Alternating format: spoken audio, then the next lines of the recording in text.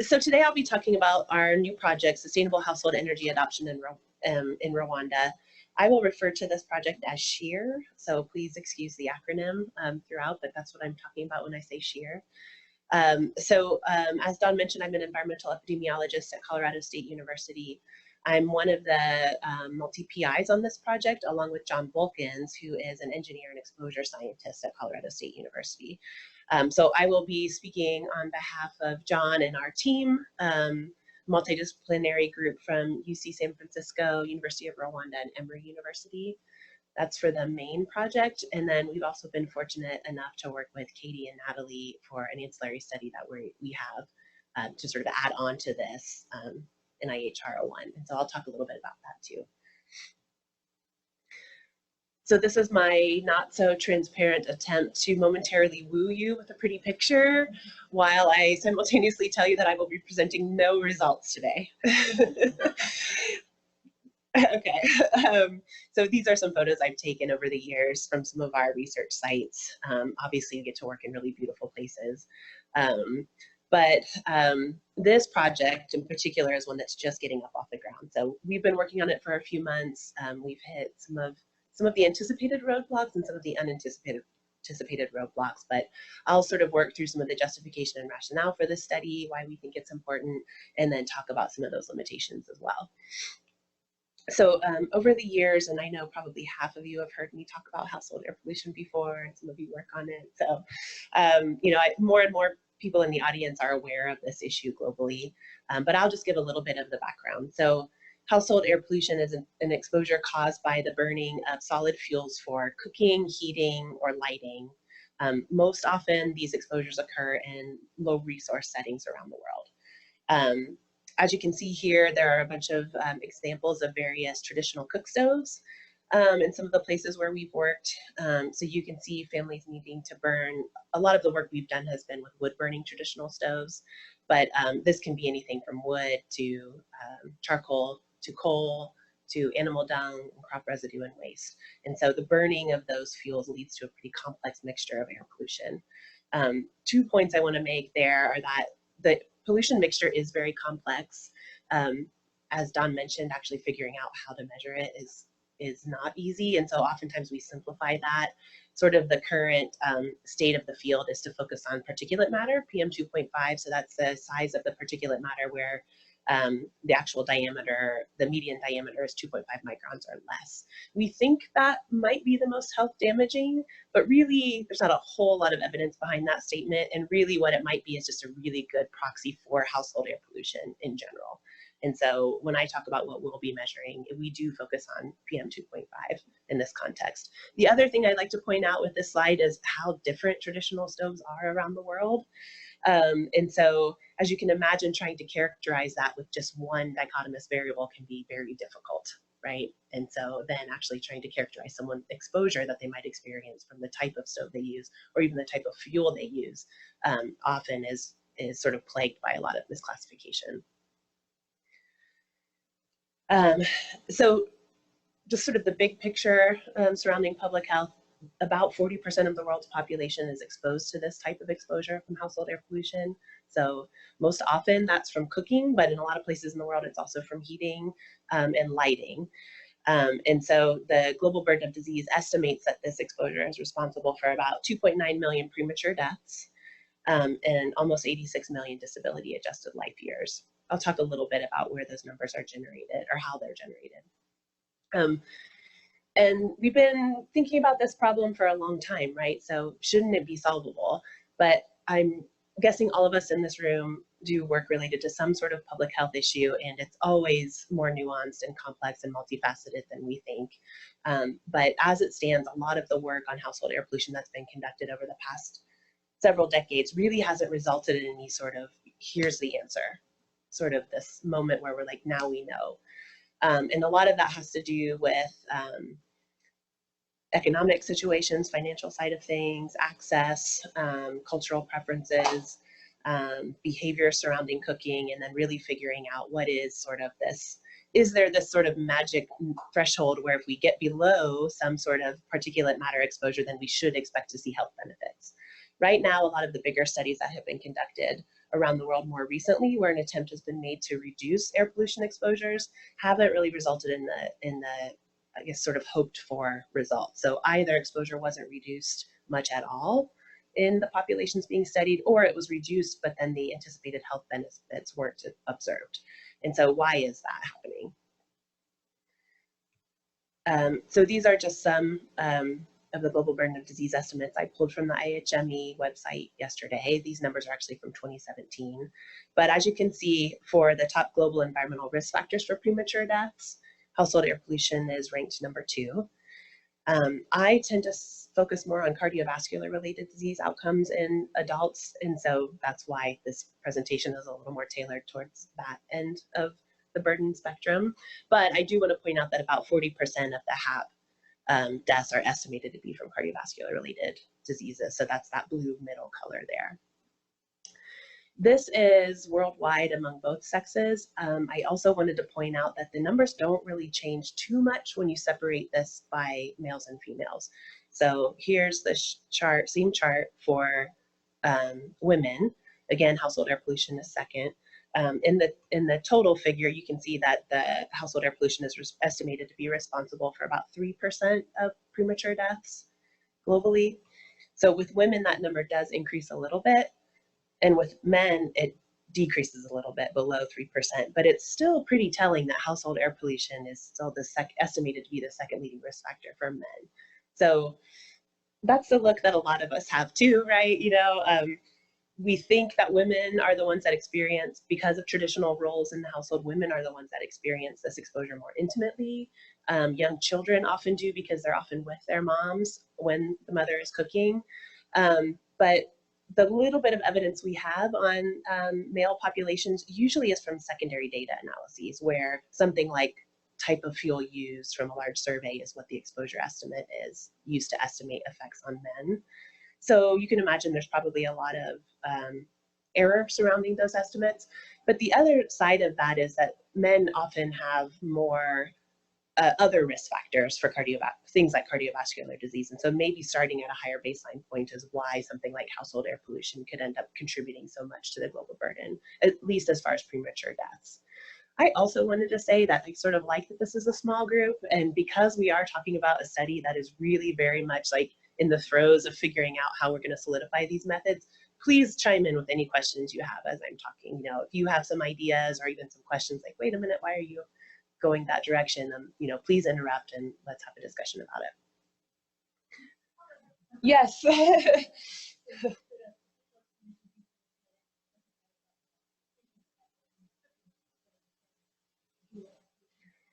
Yes, I think so. I'll talk a little bit about that too. And so a lot of the times, even with, you know, these exposures can be so high when people are cooking over, you know, nearly open fires for cooking indoors, that even something like a 50 to 70% reduction in household air pollution is still well above anything we're used to experiencing, aside from maybe like sitting around a campfire or something like that.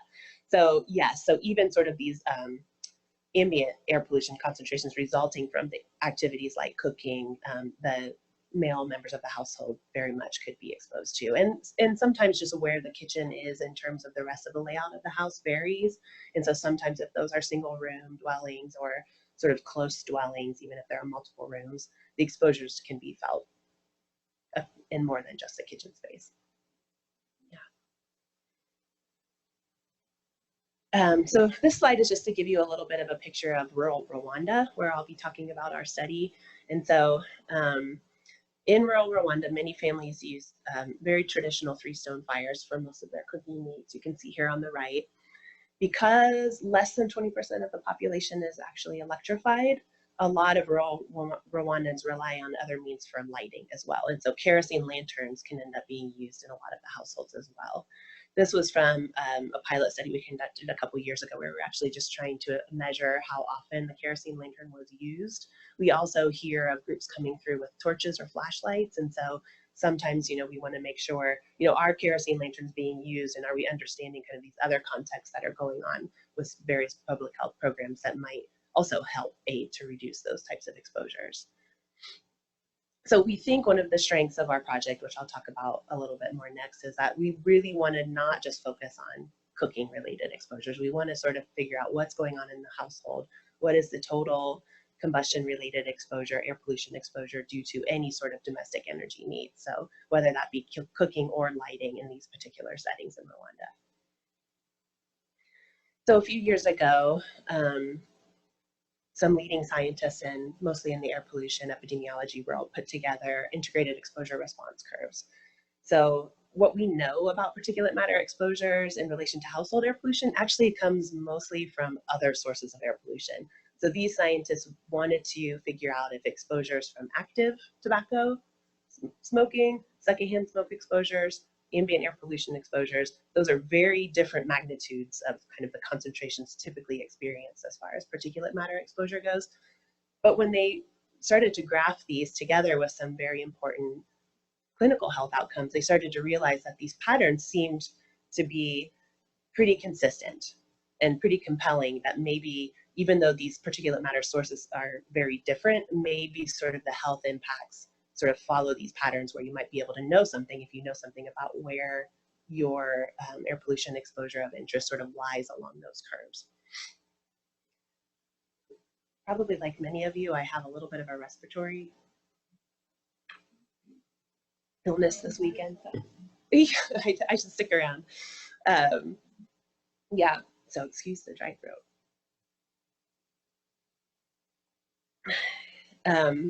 So here I've just added the World Health Organization exposure guideline. That's at 25 micrograms per meter cubed for PM 2.5. What we wanted to do to justify this SHEAR project is to show that if we're really only, a lot of my past work has really just focused on cooking related exposure. So if we use some of our pilot data from Rwanda and some of our colleagues' existing data from Rwanda and other similar places, you actually see that those cooking related exposures sort of fall in where we put this red target, right? Pretty high up here on this PM 2.5 range. If you work to remove those types of exposures, you'll see some improvement. But what if you're only really getting into this gray zone? Maybe exposures due to lighting still keep populations well above the World Health Organization guideline. So our sort of impetus for SHEAR, one of the main sort of strengths of our project was we're going to really focus on whole household energy. And we want to see if by doing that, we can actually get populations down here into this blue, which I'm not sure you can see very well, but down here, this blue range, where we are well below the World Health Organization guideline, and even hopefully getting into areas that are more typically experienced by clean cities around the world as far as ambient air pollution exposures go. Yeah.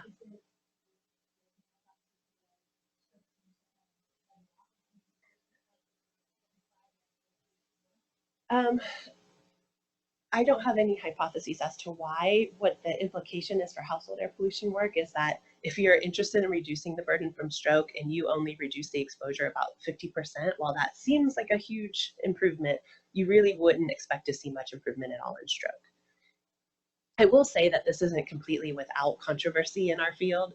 There are plenty of scientists who think what makes up the particulate matter is important. So you can imagine that if particulate matter comes from diesel, it might have a different toxicity than if it comes from wood.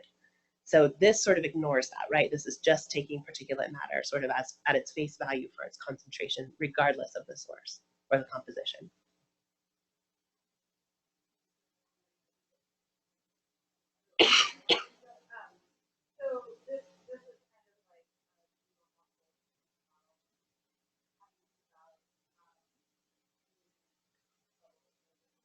What do you mean by single household? Meaning like what does one household background level?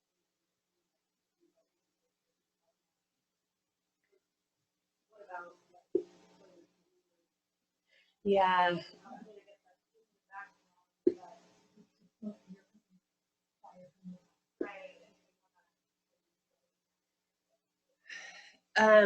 We do get that question a lot. Actually, I think you probably have more experience with closer households. I worked a lot in rural areas where, honestly, I don't think we've had to worry, at least at the level that we're reducing exposures, we didn't have to worry about neighbors' cooking exposures because they're actually not very close by. We are incorporating some assessments in SHEAR. We want to measure ambient pollution concentrations and some sort of outdoor, outside the house that we're studying concentrations just to see if we can tell what really are the major contributions to the measurements that we're collecting.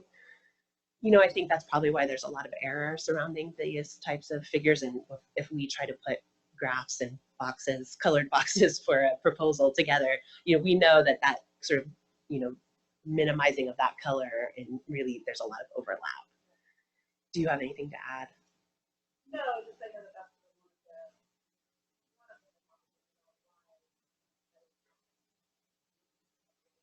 the Yeah. Exposures aren't reduced. yeah. Yeah.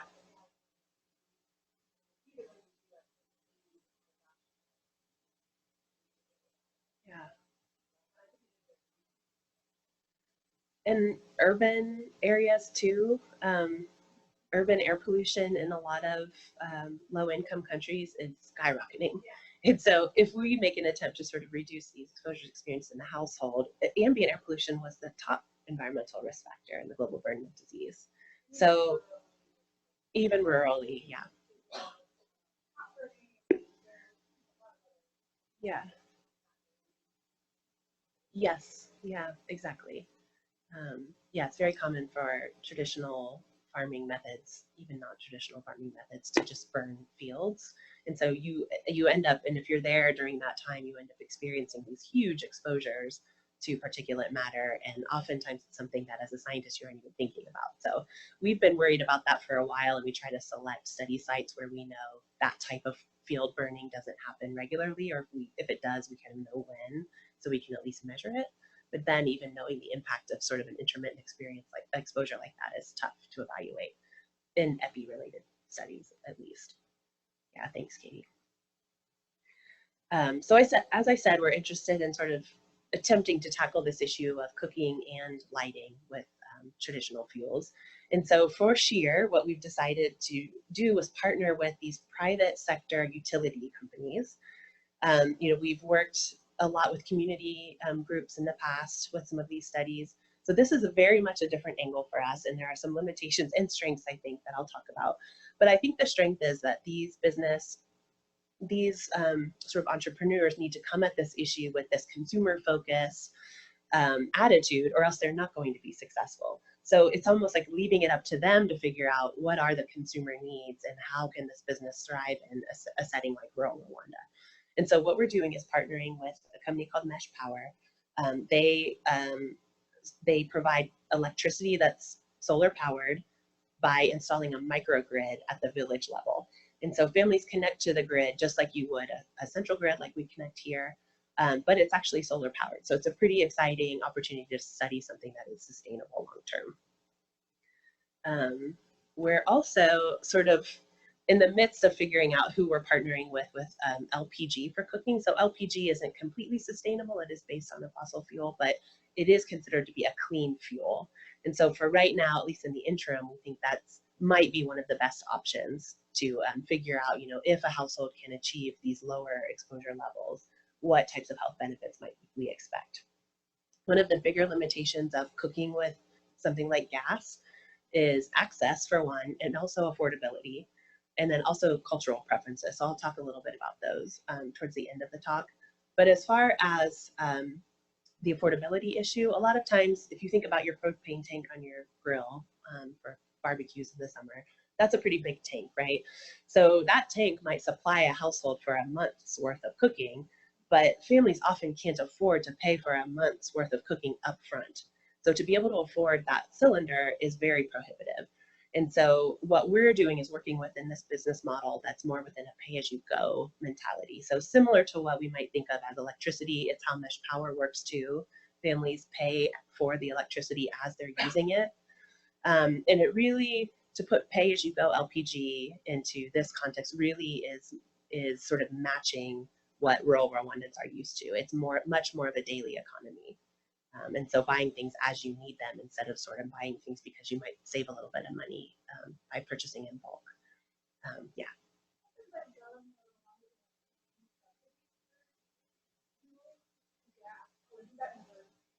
It hasn't materialized yet, but we think one of the strengths for conducting this study in Rwanda is that the government has expressed interest along those lines.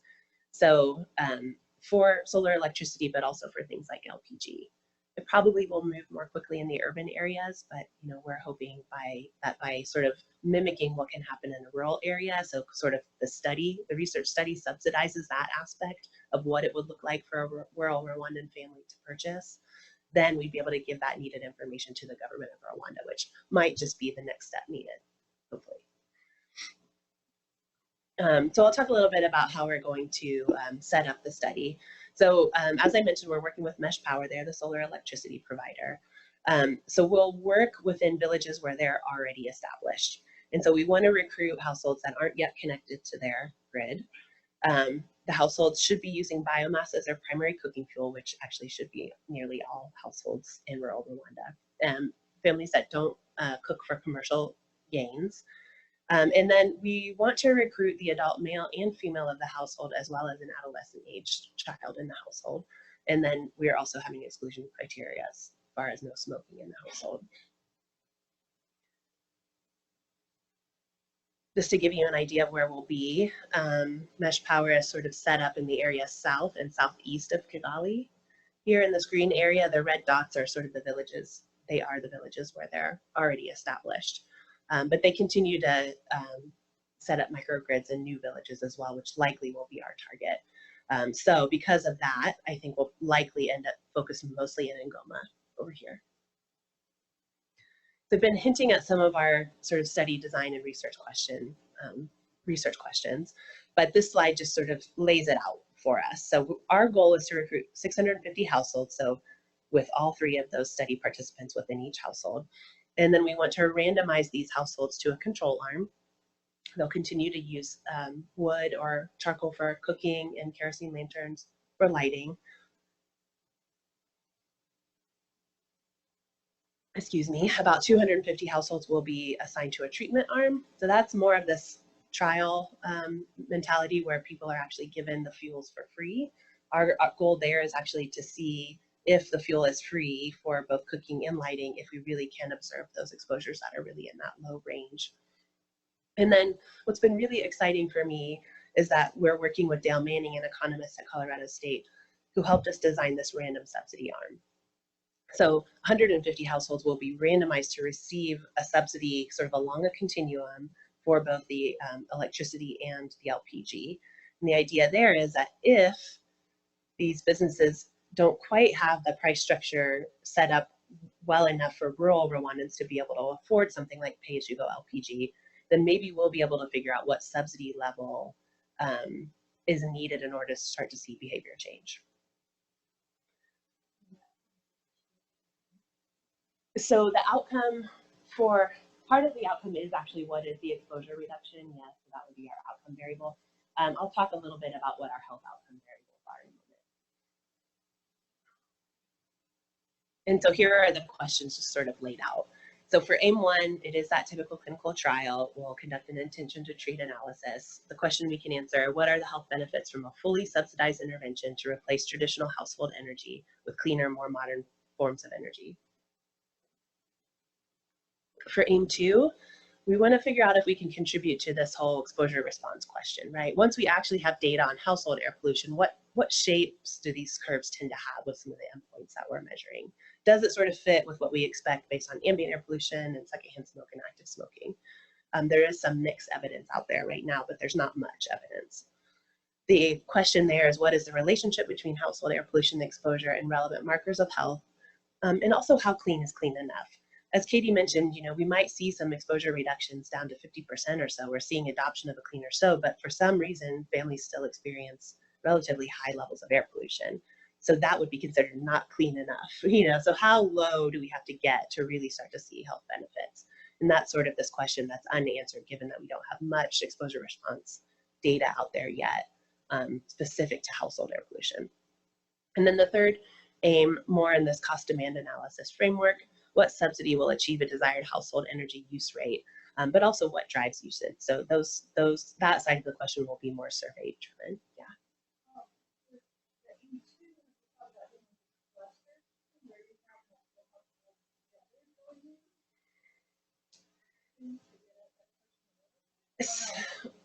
I think we would need a much larger budget to be able to do that because study power would be impacted so much if we had to move more to the cluster unit of analysis. Some people have considered it. I'm not aware of anybody yet that's done it successfully, but that's a great question because, yeah, if you can also ensure that households around your study household are also changing fuels to a cleaner technology or activities to a cleaner technology, then maybe that sort of neighborhood sort of contamination would go away. Then, of course, that says nothing about the other sources of air pollution that could also sort of muddy that question. But yeah, that's a good point. This is a really busy slide. My only point is to tell you that our plan of frequency for visiting these households is to follow them for 3 years, to get the baseline assessment, and then to visit them every 6 months. Okay, so the measures I'll talk about next are sort of within this planned contact.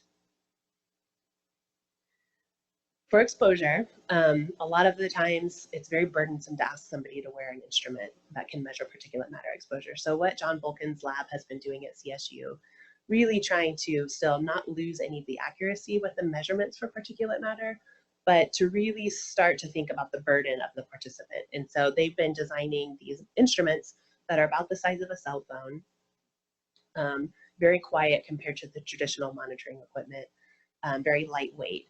And so it's still, of course, a burden, right? If somebody's asking you to wear a clunky cell phone for 24 hours, that's still going to be obnoxious, right? But the work they've been doing has really been helping us to start to understand exposures better. We think this will improve compliance. And so some of our pilot work here, you can see some of the early versions of the UPass instruments is what it's called. It measures particulate matter. For those of you that study air pollution or have experience with that, it is a filter-based instrument, so it is sort of more of that gold standard. A lot of John's work early on was in the lab, spent validating this instrument against standard reference equipment.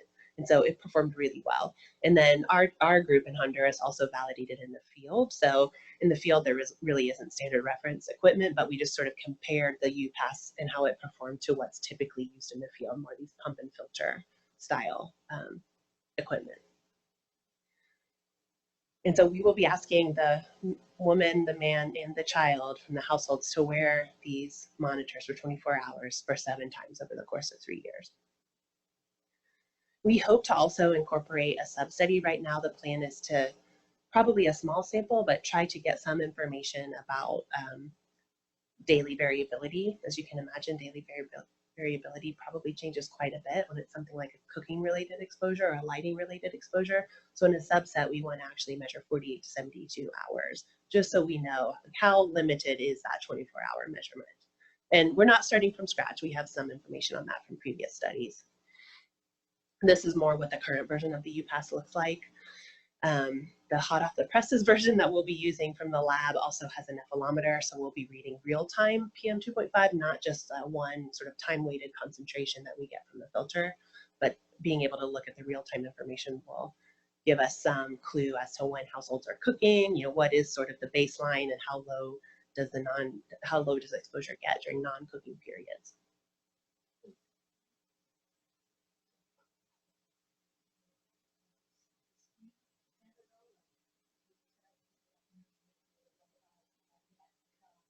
Yeah, so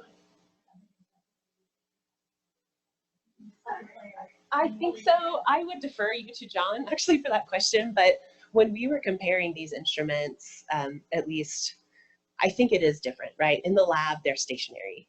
So when we first started looking at these in the field in Honduras, we thought, these are not great. And we realized some of these questions that, okay, wait a minute, what's going on when, the air is being pulled through and there's some other, like that information actually ended up going back into the redesign of the instruments for this next validation that we used, where we were really able to start to see very good comparisons with the typically used instruments. That doesn't mean that those typically used instruments are perfect either, though. So I would probably say an experiment would be needed to know for sure. There are accelerometers in these instruments too, so you could always evaluate how well does that validation compare, in the subset where acceleration was sort of low in this subset of the population versus where it was high. So there are ways to evaluate it. We didn't specifically look at that question. On the health side,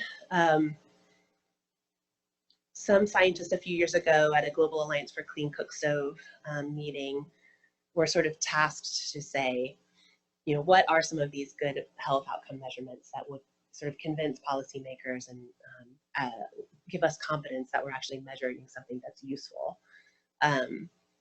We aren't given the budget sizes to really follow populations long enough to see if clinical sort of hard outcomes are experienced or not, right?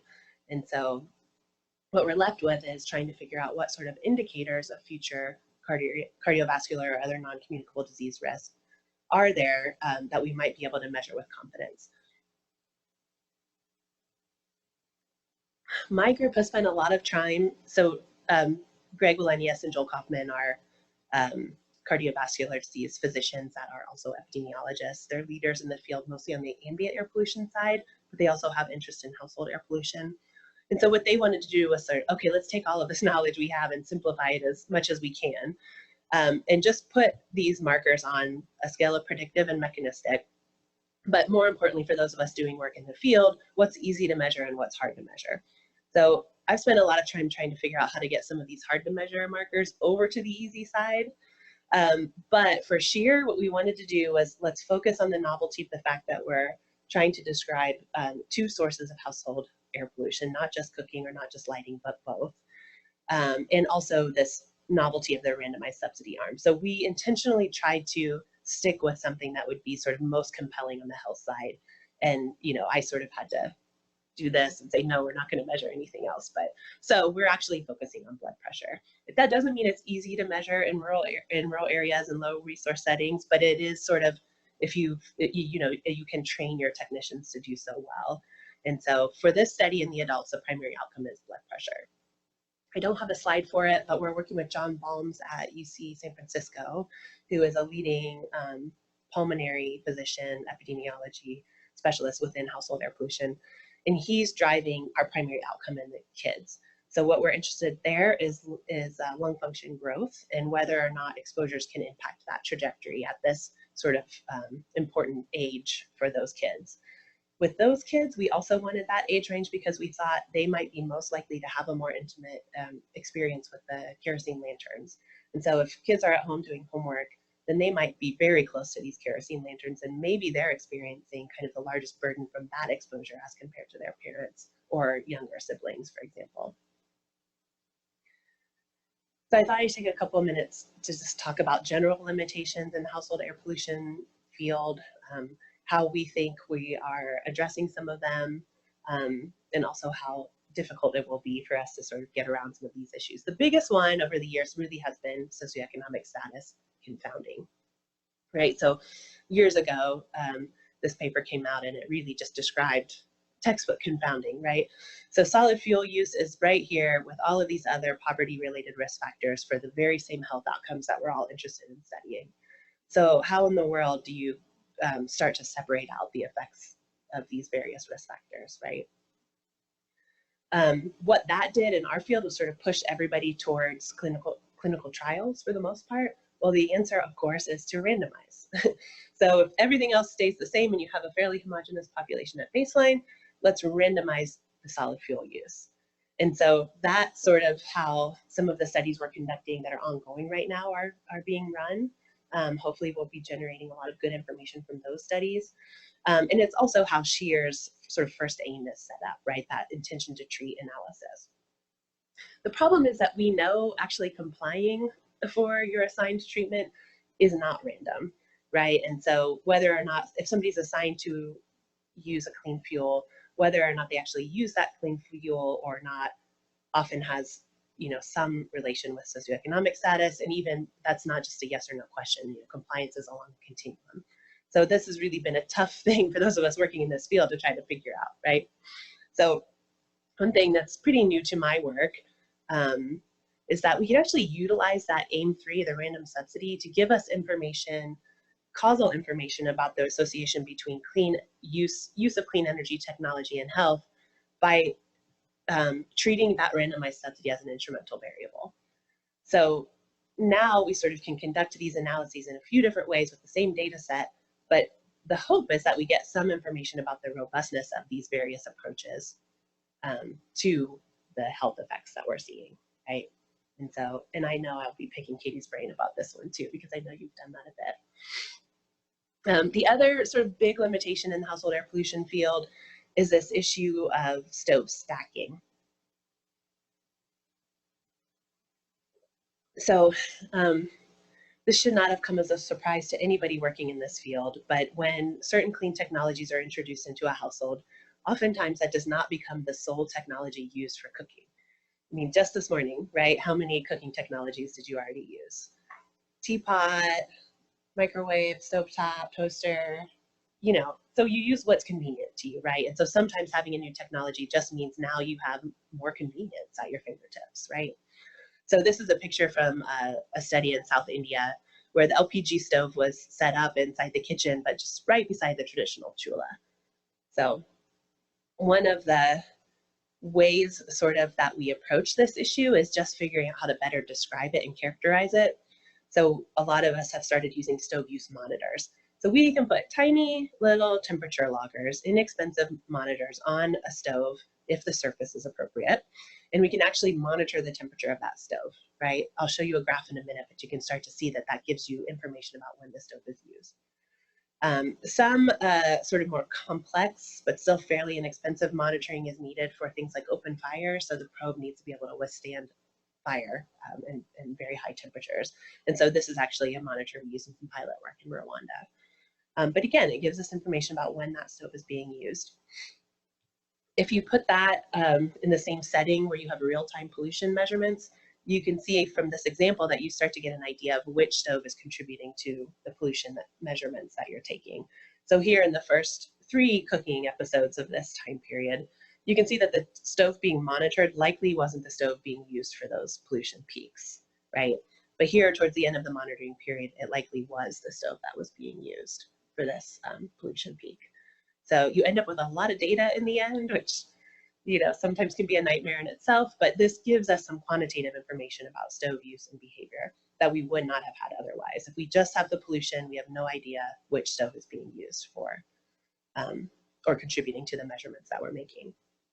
And the other, I think, important point here is that even if you aren't combining this with air pollution measurements, you can get an idea of stove use and those behaviors over a time period that you really would have no way of capturing with air pollution, right? So these instruments can be left in homes for months, years, and so you're really getting these long-term patterns of cooking and behavior that really is very unobtrusive to the household. So that's another method that we've been incorporating lately.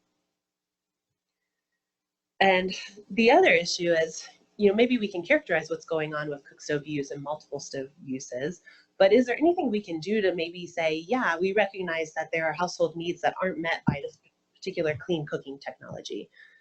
Is there anything we can do to figure out if another clean cooking technology, for example, might be able to fill that need? So instead of sort of going and using a traditional stove for that need that is not met by the clean cooking technology, maybe there's a clean technology that can then be used. And so this is the work that Katie Dickinson has been involved with, and Natalie. So we received a Implementation Science Network 1-year ancillary grant to SHEAR.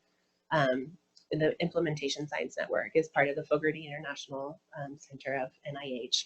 And really, we saw the call for proposals come out, and we thought SHEAR is a perfect opportunity. It's sort of this fell in our lap sort of thing, right? Like, we're evaluating 2 clean energy sources. So what can we learn from this study setting where we might actually be able to say, you know, whether or not some of these residual cooking needs that would commonly be sort of used within a traditional fuel framework can actually shift into a clean technology.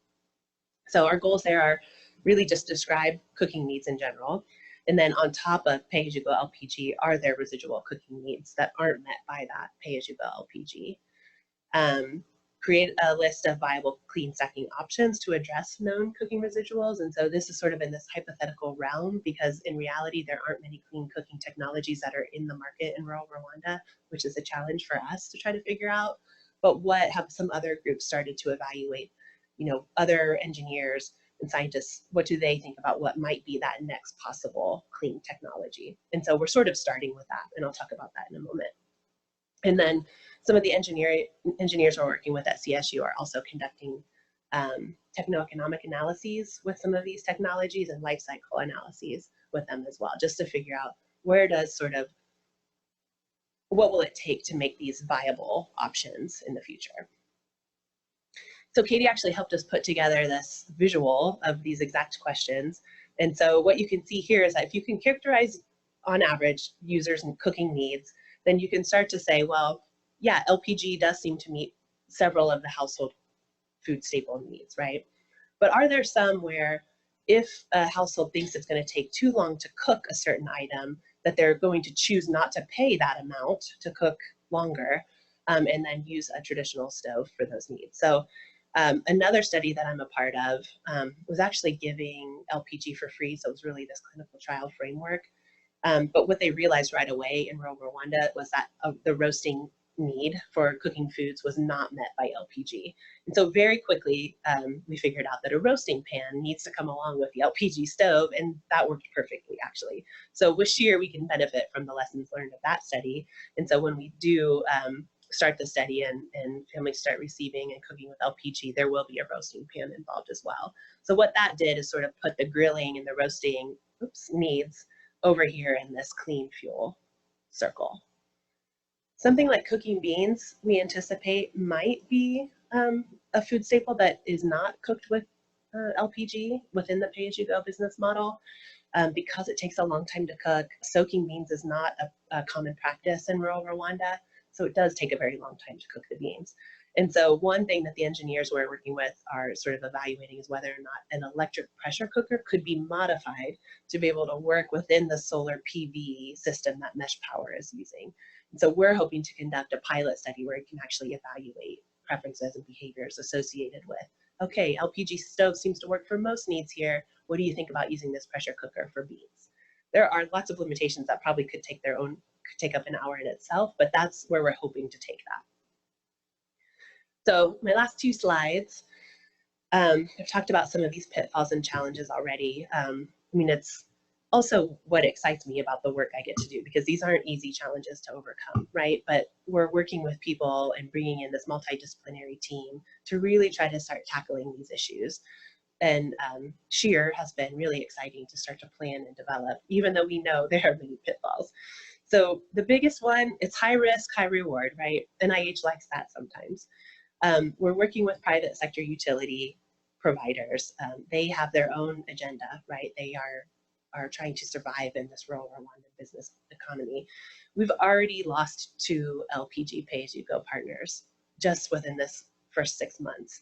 And so right now we're trying to figure out how can we as a research project sort of use the smart meters that would be involved in this type of business model, mimic what they'd be able to do, and then actually help give those businesses some information that might help them kind of stay on their feet too. So that's been the biggest challenge so far. Like I mentioned before, the government of Rwanda, it's a strength that the government is interested in a lot of these clean technologies. It's also been a little bit of a challenge because, right, as I mentioned, the central grid only reaches under 20% of the total population in Rwanda. But where the government allows these microgrids to set up, that map has changed a lot. So as you can imagine, if you're a business trying to figure out how to stay afloat with these solar microgrids, you need to know that you can actually set up and be there for several years instead of having to pull down and set up shop in another village every time the map changes. So that has stabilized quite a bit in the past 6 months or so. So we're optimistic about that side of it. But it is something to consider. We did have the typical NIH budget cut too that we were trying to navigate, but I think that's something everybody deals with. And then again, some of the work that we're doing with Katie and Natalie, you know, this is about consumer behavior and willingness to pay for something like liquefied petroleum gas. But we really don't even know where to start with that random subsidy. So we're hoping some of these pilot level survey-based studies that we're conducting will give us an idea of really where to sort of bound that randomized subsidy that we'll be evaluating. The other issue is that these technologies, aside from this other study that I'm a part of where families were given LPG for free for 18 months, they're naive to these cooking technologies. So asking somebody, hey, how much would you pay for LPG when maybe they haven't ever cooked with it before or don't really even know what the value of cooking it with it becomes a really hypothetical situation that would be hard for anybody to answer. So those are some of the challenges we're dealing with. We're conducting some interesting pilot studies too, sort of start chipping away at some of these limitations, but all of them, our hope is that will feed into the eventual kind of final design for SHEAR when we get that up and running. I think I've talked about all of these, but this is my last slide. So in the end, we're excited about SHEAR because it really is the study that's tackling a whole household energy issue, not just one domestic energy need. It's exciting to be in a place like Rwanda where the government really is interested in promoting these types of clean fuels. Working with the private companies to promote the technological solutions is exciting because they have to be consumer focused, right? And so they aren't going to be sustainable if they aren't. And then by evaluating outcomes like blood pressure and lung function growth in children, we hope that this will give sort of policymakers the sort of needed oomph to really say, yes, these are clinically actionable items, even though they aren't hard clinical outcomes. And in the end, we'll be developing project outputs that can inform policymakers with that AIM-3, the cost benefit with the random subsidy arm. So that's all I have for today. Thank you for your time.